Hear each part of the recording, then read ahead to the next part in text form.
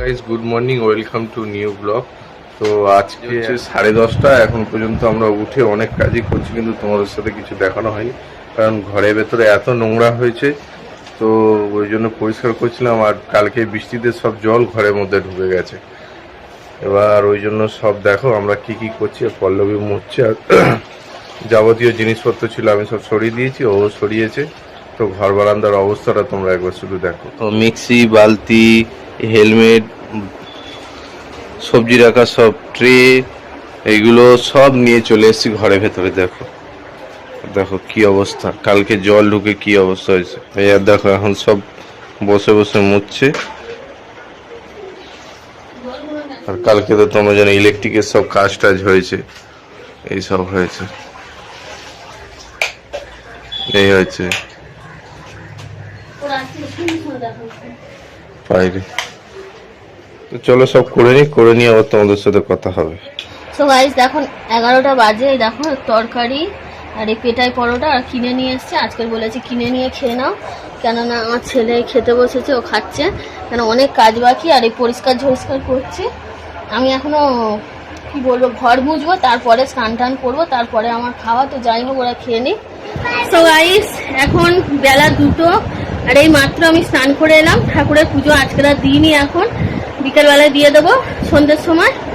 তো এখন আমার রান্না বান্না হয়নি, টিফিনে ওরা খাবার কিনে এনে খেয়েছিল। এই ঘর সবে পরিষ্কার হলো, ঘর ফর মুছলাম, মুছে স্নানটা করে নিয়েছি। এবারে হচ্ছে ভাত বসিয়ে দেবো। আর তার মধ্যে আমি হচ্ছে ডালের মধ্যে আলু সিদ্ধ দিয়ে দিয়েছিলাম, সিদ্ধ হয়ে গেছে। আর ছেলের স্কুল থেকে ভাত দিয়েছে, ছেলেকে খাইয়ে দিই, আর আমাদের ভাতটা বসিয়ে দিই। আমি হচ্ছে একটা মিষ্টি খেয়ে জল খেলাম। এখন হাঁপিয়ে গেছি পুরো কাজ করতে করতে।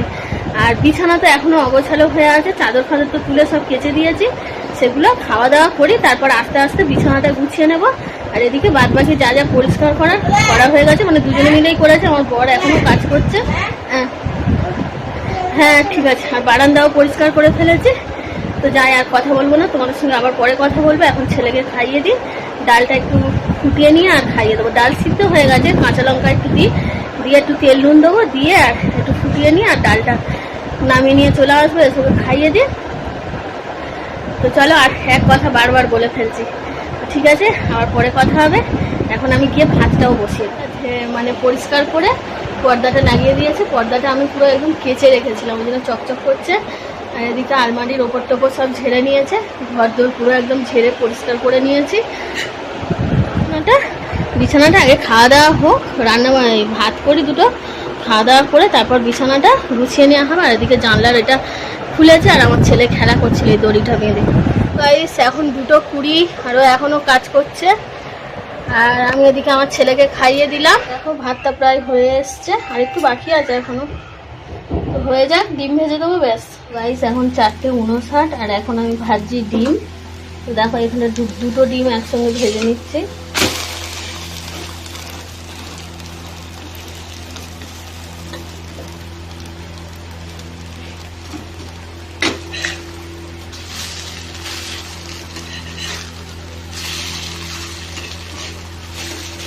তো গাইস এখন 5টা বাজে, আর তোমাদেরকে দেখালাম আমি ডিম ভাজলাম। তো আমার বড় দুপুরে কিছু খায়নি, কেননা বেলার দিকে পরোটা খেয়েছে বলে শুয়ে পড়েছিল, ঘুমাচ্ছিল। আর আমার ছেলেও ঘুমাচ্ছিল, ছেলেই মাত্র উঠলো। আর আমি যাবতীয় যা কাজ ছিল সেগুলো সারলাম, জল টল ভরে একটু মানে মিনিট 10 গিয়ে একটু শুয়ে। কালকেকার ভিডিও এখনো এডিট হয়নি, কোনো কিছুই হয়নি, আপলোড হওয়া তো অনেক দূরের কথা। তো সেই কারণে আমি হচ্ছে ভিডিওটা এডিট করছিলাম, করতে করতে উঠে এলাম, মানে খিদে পাচ্ছে বলে। তো বললো তাহলে ডিম ভাজো, তাহলে ভাত তো করাই আছে, খেয়ে নিই। তো চলো আমরা এখন খেয়ে নিই। আমার ছেলেও উঠে গেছে যখন, ওকে একটু খাইয়ে দেবো, ভাতই খাবো এখন। খেয়ে নিয়ে আবার পরে কথা বলছি। আমি দুপুরবেলায় না শুয়ে এই কাজগুলোই করছিলাম। এই কৌটোগুলো নোংরা হয়ে গেছিলো, এগুলো সব পরিষ্কার করলাম, মাজলাম, মেজে সব যেখানকার জিনিস সব ভরে টরে রাখলাম, টেবিলটাকে মুছলাম। আর এই যে জল ভরা, চারিদিকে জল ভরে রাখলাম। তো কাজ বাজ হয়ে গেছে, বাইরের কাজ কমপ্লিট হয়ে গেছে। এবার তোমাদেরকে দেখায় যে কাজটা বাকি আছে, সেটা হচ্ছে দেখো এই অবস্থাতেই আমরা শুয়েছিলাম বিছানায়, কিছু করার নেই। তো মানে একভাবে কাজ করে তো আর পারা যাচ্ছিল না। তো খেয়ে নিয়ে বিছানাটা চাদর ফাদর পেতে দেবো। এখন আপাতত এরকমই থাক। আর এদিকে দেখো এই কাপড় জামাগুলো কেচেছিলাম, অনেকগুলো জিনিস সাইডেও আছে,